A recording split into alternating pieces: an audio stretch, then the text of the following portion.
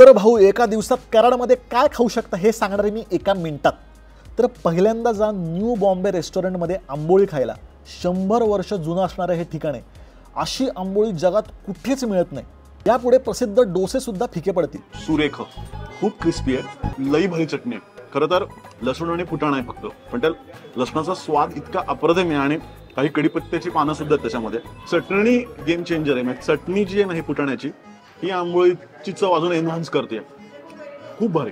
तिथून जा 1948 पासून असणाऱ्या गजानन रेस्टॉरंटमध्ये, एकदम आयकॉनिक स्पॉट। इथे मिसळ लय प्रसिद्ध आहे। आपल्याला नाही आवडली फारशी, म्हणजे त्यात गाजर चकली बिकली काय काय गोष्टी होत्या, पण कराडकर लय प्रेमात आहेत त्याच्या।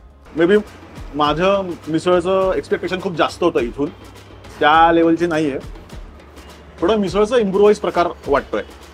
वेगळी चव म्हणून खायला काहीच हरकत नाही, कारण खाताना मजा येते ऑफकोर्स, कारण या सगळ्या गोष्टी त्या अतिशय ताज्या आहेत, त्यामुळे एकमेकांना कॉम्प्लिमेंट करतात।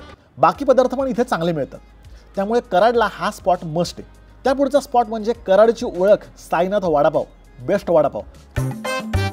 क्या बात आहे। वडा भारी आहेच, पण वड्यासोबत जी चटणी आहे ना ती लई भारी आणि ती कांद्याबरोबर सुद्धा कॉम्प्लिमेंट करते। हा बेस्ट वडापाव खायचा असेल तर कराडला तुम्हाला यायलाच पाहिजे। आणि त्यानंतर कराडमधली अजून एक ओळख म्हणजे शिवराज ढाबा आणि तिथला अख्खा मसूर आणि रोटी।